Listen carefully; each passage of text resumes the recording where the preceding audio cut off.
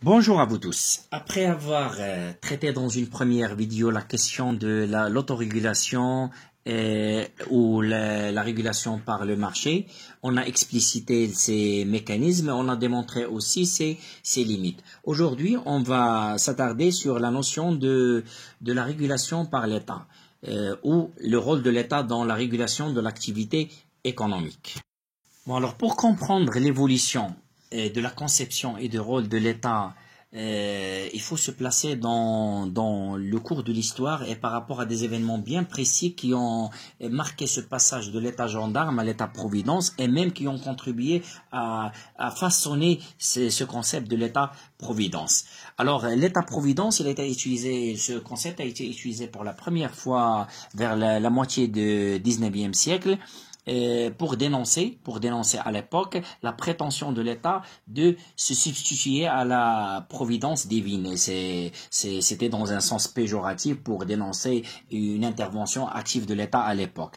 Et le principe à l'époque, c'était que seul le marché peut réguler l'économie et l'État doit se contenter à ses fonctions régaliennes, soit à la défense, à la justice et à la sûreté.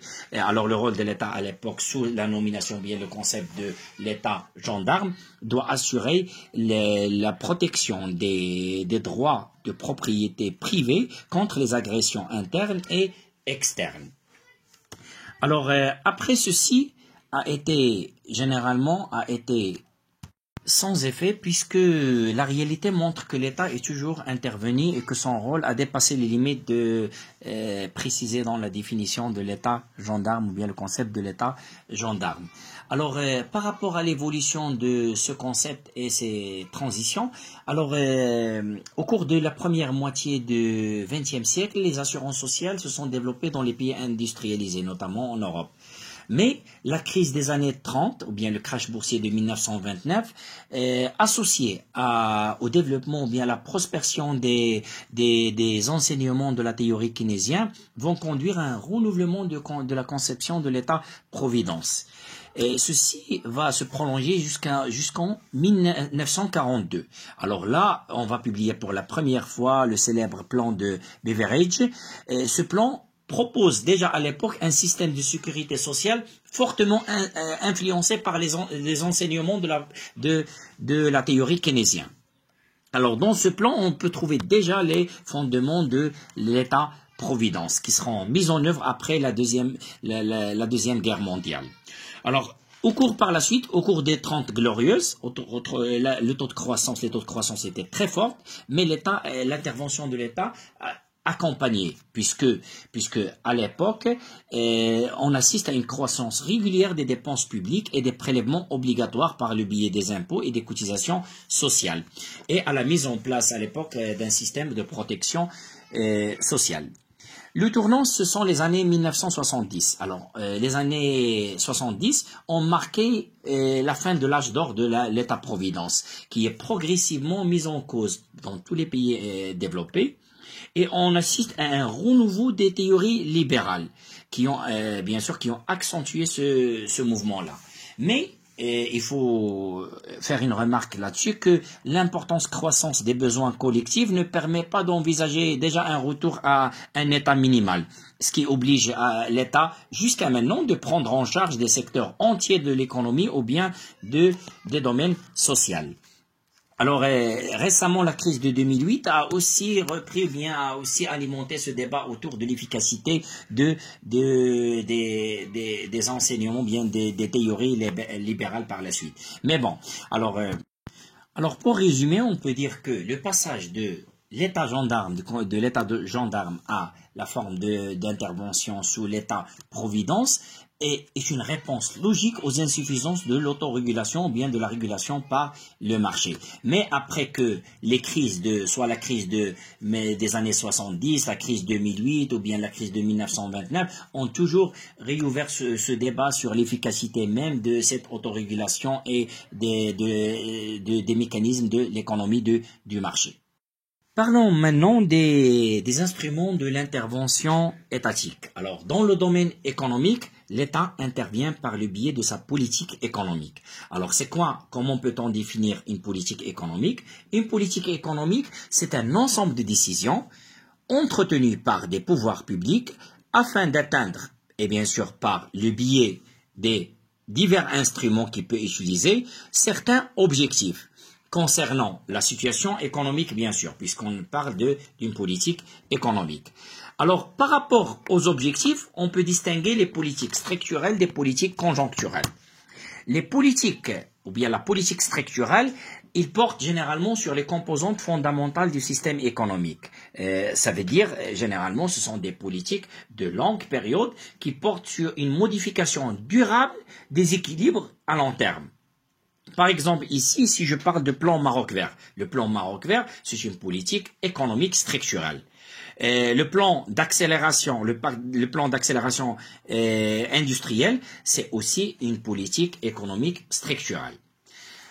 Par contre, on distingue aussi la politique économique conjoncturelle, qui est l'ensemble des actions de l'État qui visent à modifier les fluctuations de l'activité économique à court terme. Ça veut dire soit intervenir par la politique budgétaire ou monétaire pour relancer l'économie, ou bien par contre pour porter une politique de rigueur qui vise à lutter contre l'inflation. Alors ce sont des rééquilibrages qui sont limités dans le temps et qui ne changent pas bien sûr les fondamentaux de l'économie à long terme, mais qui opèrent à court terme. Alors si on veut faire une distinction entre les politiques conjoncturelles et les politiques structurelles, on doit le faire selon 3 critères, selon la durée, les objectifs et les effets. Selon la durée, une politique conjoncturelle à court terme, une politique structurelle s'opère à long terme. Par rapport aux objectifs, la politique conjoncturelle vise au maintien des équilibres macroéconomiques, alors qu'une politique structurelle vise à adapter les structures économiques. Par rapport aux effets, les effets de la politique conjoncturelle sont souvent des effets quantitatifs, alors que les effets d'une politique structurelle sont à long terme des effets qualitatifs. Par rapport à aux instruments utilisés, on distingue la politique budgétaire de la politique monétaire, alors que la politique budgétaire consiste à une imposition implosion des dépenses publiques. Ça veut dire une action de l'État basée sur ses dépenses et ses recettes. La politique, par contre, une politique monétaire, c'est une politique dont l'État agisse par l'intermédiaire des mécanismes de l'offre et la demande sur le marché monétaire, de la monnaie. Aussi, on peut distinguer par rapport à leurs objectifs les politiques de relance et les politiques de rigueur. Alors, une politique de relance, simplement, c'est une politique qui a pour objectif de favoriser la croissance et lutter contre le chômage. Alors, la relance, sous la forme d'une politique budgétaire, s'appuie sur la théorie keynésienne qui veut que les entreprises embauchent en fonction des besoins, c'est-à-dire l'activité économique, et non en fonction de la valorisation des prix de la main-d'œuvre. Alors, une politique de relance s'effectue par une augmentation des dépenses publiques. Par contre, une politique de rigueur est une politique qui vise à court terme à revenir à la stabilité des prix et à réduire les déficits publics extérieurs. Alors ici, à moyen terme, la restauration des équilibres budgétaires et du compte de transactions courantes de la balance favorise la confiance dans l'économie, la stabilité des taux de change, l'investissement et des capitaux étrangers. Alors maintenant, on va parler des objectifs de la politique économique. Alors, pour les objectifs, on a premier objectif, c'est l'objectif de la croissance économique. La croissance économique, c'est le taux de variation du PIB. Alors, le premier objectif de la politique économique, c'est favoriser la croissance du PIB. Deuxième objectif, c'est garantir la stabilité des prix par le biais d'un contrôle de l'inflation. Ça veut dire, si on arrive à maîtriser l'inflation, les taux d'inflation, on peut par conséquent garantir une stabilité des prix. Troisième objectif, l'emploi, ou bien soutenir l'emploi par l'augmentation bien sûr, du taux d'activité et la diminution du taux de chômage.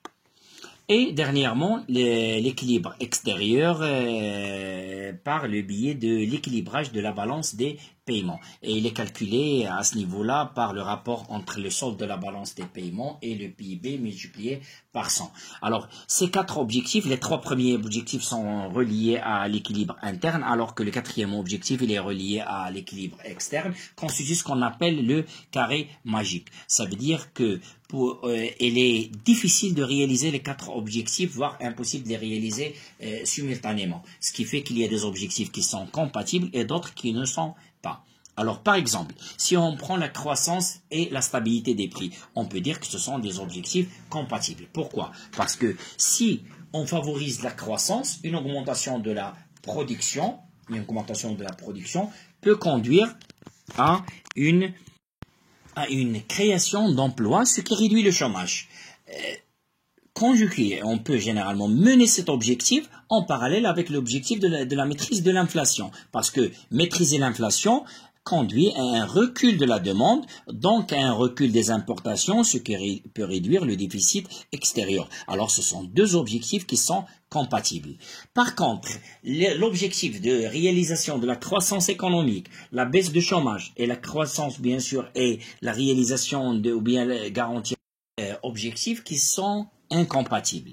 Par exemple, la croissance économique augmente les revenus distribués. Alors, un fort taux de croissance contribue à l'augmentation des revenus distribués, ce qui va influencer positivement la demande et va l'augmenter. Alors, l'augmentation de la demande par rapport à un niveau d'offre qui est stable doit alimenter les tensions inflationnistes. Alors, dans ce sens-là, la croissance économique est incompatible avec la stabilisation des prix, dans des conditions bien sûr précises. Aussi, la baisse du chômage, ou bien la baisse du chômage avec le contrôle des prix ou bien la stabilisation des prix. Alors, une baisse de chômage entraîne une distribution des revenus, ce qui augmente la demande et par conséquence augmente les prix et contribue à des tensions inflationnistes. Alors on peut dire que la lutte contre le chômage ou bien la volonté de maîtriser l'inflation conjuguée à une volonté de baisse du chômage seront des objectifs qui seront incompatibles. Troisième exemple. La croissance économique entraîne une augmentation de la demande. Mais si on n'a pas des moyens de production qui sont suffisants pour pouvoir répondre à cette augmentation de la production, cette demande va profiter plus aux importations qu'à la production locale, ce qui va augmenter les importations et creuser le déficit extérieur.